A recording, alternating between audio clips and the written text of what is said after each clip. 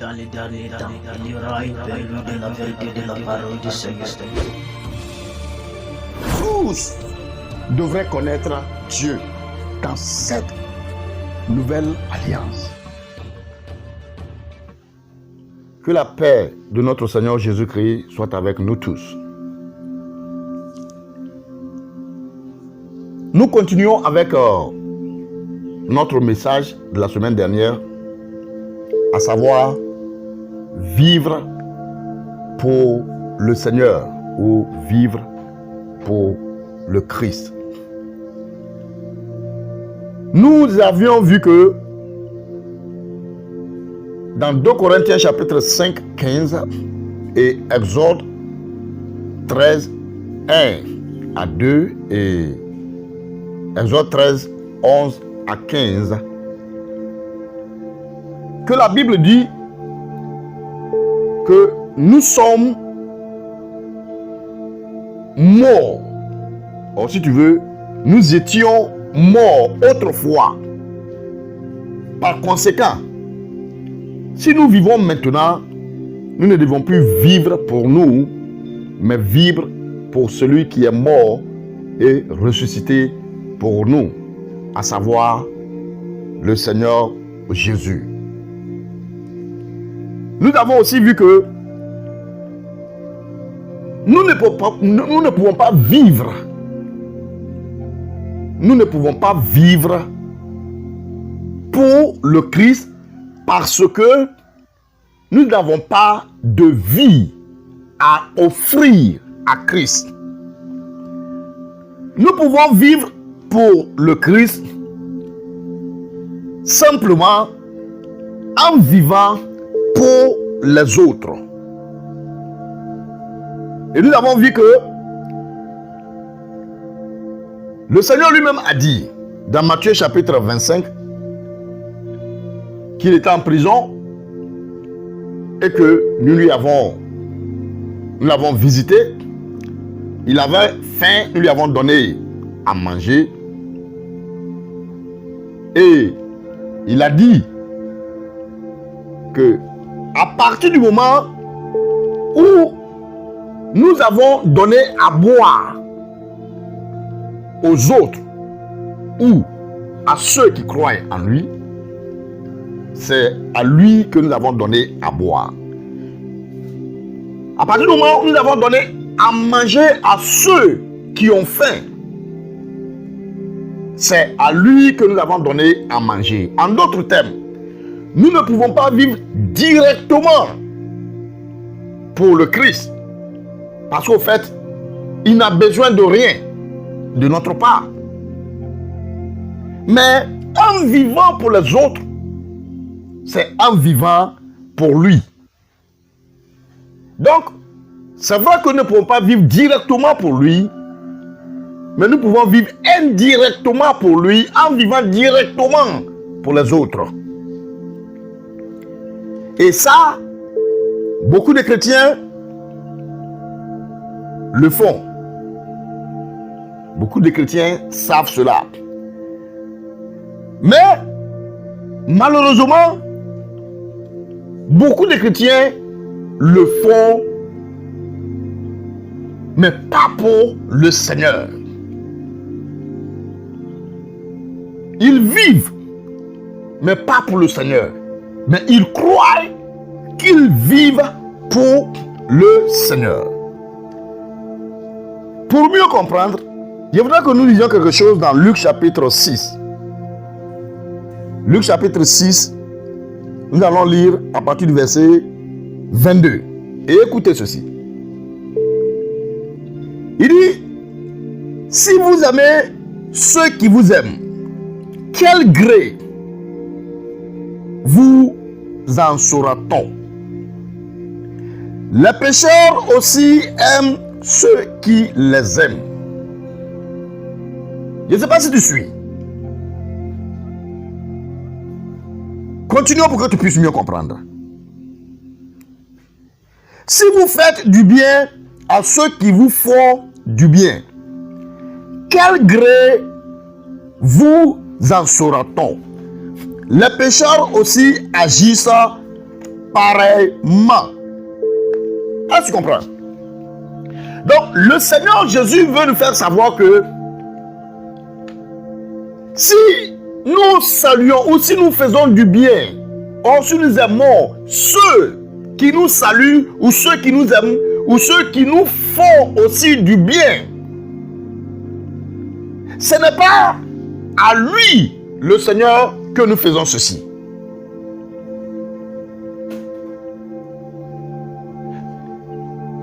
Nous allons continuer pour que tu puisses mieux comprendre.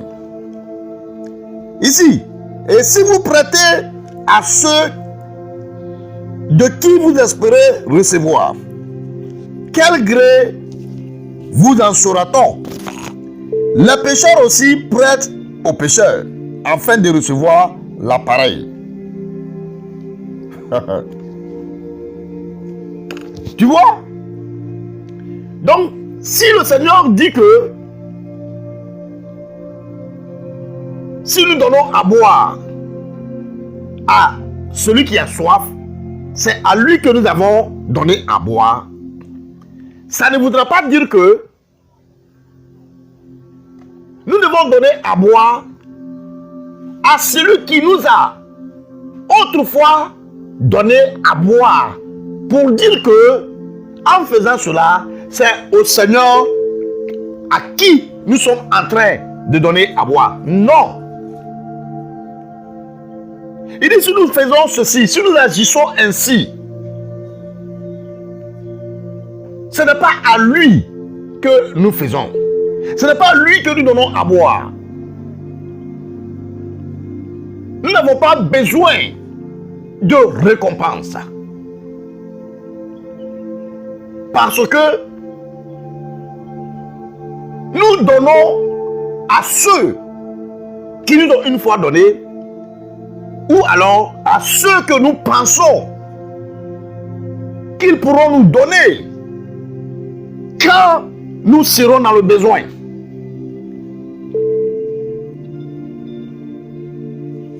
Il n'y a pas longtemps, il y avait deux femmes, deux sœurs, qui étaient en train de s'entretenir à ma présence.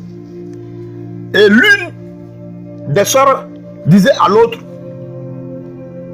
qu'elle cherche à s'organiser pour avoir des vivres et un peu d'argent pour aller donner à une certaine femme.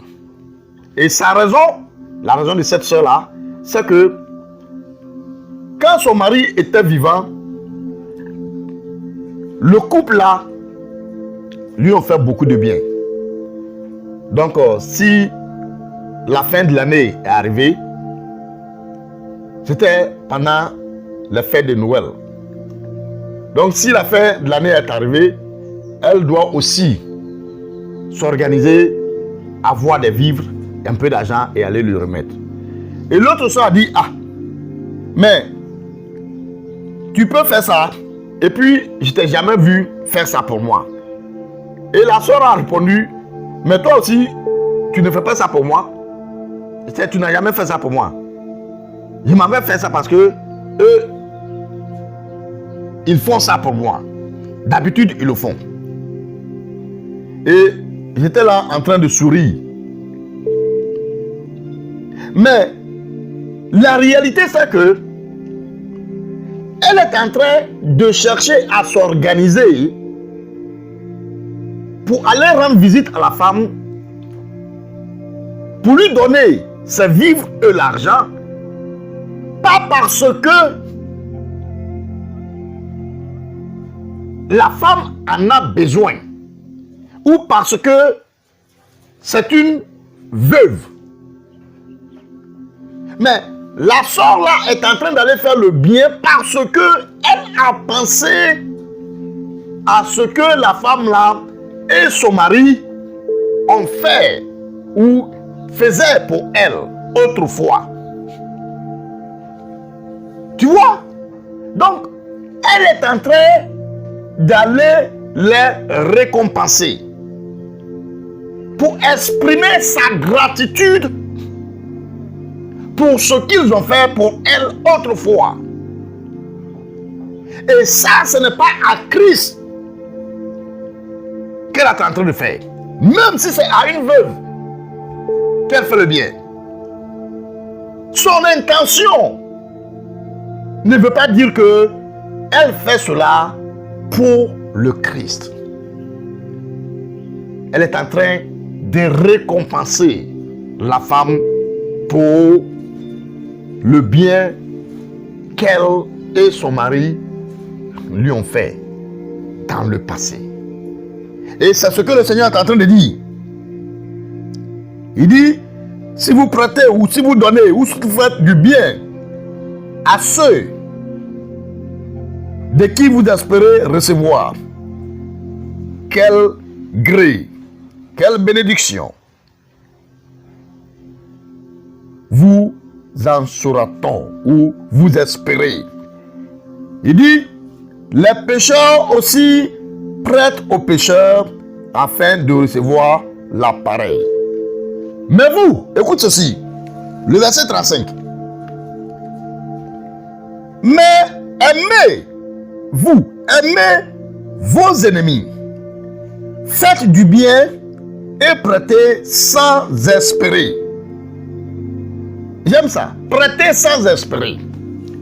Tu vois, le Seigneur dit quand nous prêtons, nous ne devons pas espérer, non seulement de la part de ceux à qui nous prêtons, ou même ceux à qui nous faisons le bien, et même pas de la part du Seigneur. Le Seigneur veut que nous allions au-delà du fait que nous donnons parce que nous voulons recevoir. Non. Nous devons aller au-delà de cela et donner par amour du Seigneur. Pas parce que nous voulons recevoir du Seigneur. Ce n'est pas du business, une affaire que nous faisons avec le Seigneur. Donner pour recevoir, c'est faire affaire ou business avec le Seigneur. Nous devons aller au-delà de cela et le faire motivé par amour du Seigneur. Le Seigneur agissait avec amour, par compassion. Pas parce qu'il voudrait espérer quelque chose du Père ou de ceux à qui il faisait le bien. Non, mais il le faisait par compassion, par miséricorde, par amour. Ça, c'est la vie que nous devons nous permettre pour que le Seigneur vive au travers de nous. Mais pas prêter pour espérer, mais plutôt prêter sans rien espérer. Donner sans avoir, sans compter à recevoir une récompense. Et il dit, en faisant ceci, vous serez fils du Très-Haut, car il est bon pour les ingrats et pour les méchants. Soyez donc miséricordieux comme votre Père est miséricordieux. Ça, c'est la vie que le Seigneur veut vivre au travers de nous. Nous voulons lire un autre verset dans Luc 14. Au fait, lisons à partir du verset 12 jusqu'au verset 14. Écoutez ce que le Seigneur a dit à celui qu'il avait invité. Luc 14, verset 12. Le Seigneur dit à celui qu'il avait invité, lorsque tu donnes à dîner ou à souper, n'invite pas tes amis, ni tes frères, ni tes parents, ni tes voisins riches. Aujourd'hui, qu'est-ce que nous voyons? Quand les gens organisent des fêtes ou des soupers ou des dîners, Quand les gens veulent se réjouir, qu'est-ce que nous voyons? Ils invitent leurs amis, leurs frères, leurs parents, leurs voisins riches. Et le Seigneur dit non. Pourquoi? De peur qu'ils ne t'invitent à leur tour et qu'on ne te rende l'appareil. Tu vois? L'année dernière, peut-être quelqu'un a organisé une fête, une réjouissance, et il t'a invité. Donc quand tu organises l'appareil, tu penses à l'inviter. Pourquoi? Parce que l'année dernière, il t'a aussi invité.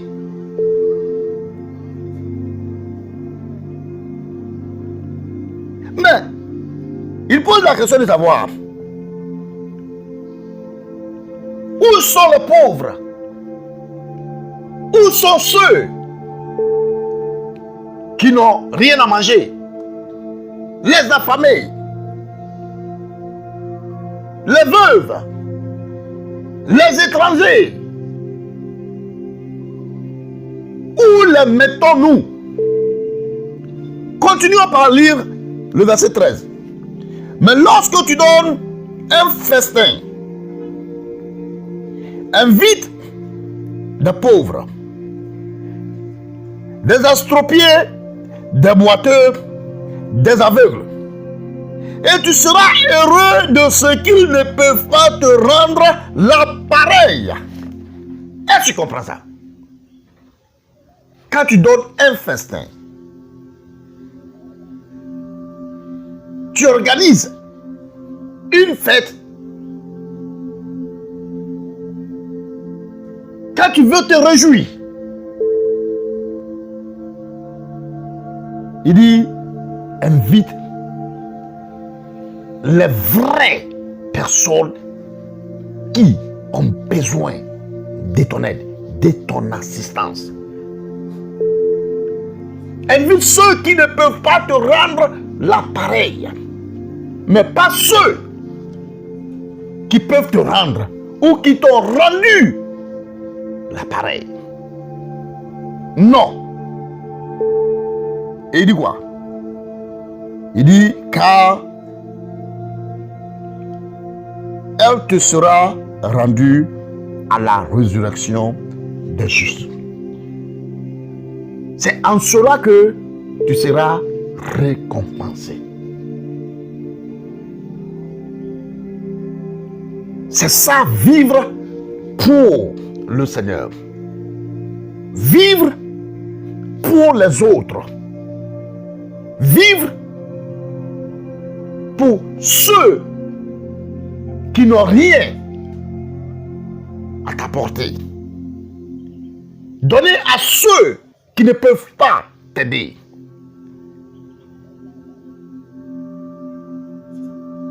Pendant la fête, comme je l'ai dit, il y a eu beaucoup de dons. Particulièrement la fête de Noël. Mais est-ce que quand tu allais faire des dons, tu as pensé aux orphelins, aux veuves, aux étrangers? Tu as pensé aux malades, aux aveugles? Quand tu allais faire des dons à tes amis,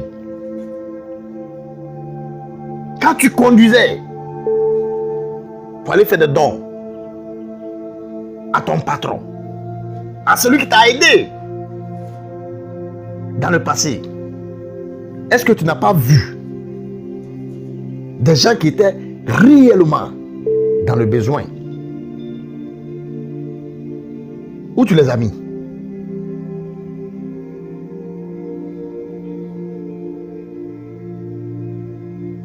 Que le Seigneur nous aide à comprendre le fait que nous étions morts selon 2 Corinthiens 5, 15 et Exode 13. Et que Si nous vivons maintenant, nous ne devons plus vivre pour nous, mais vivre pour celui qui est mort et ressuscité pour nous. Mais puisque nous ne pouvons pas vivre directement pour lui, parce que nous n'avons rien à lui offrir, nous pouvons vivre pour les autres. Car en vivant pour les autres, c'est en vivant pour le Christ. Que le Seigneur nous bénisse. Shalom.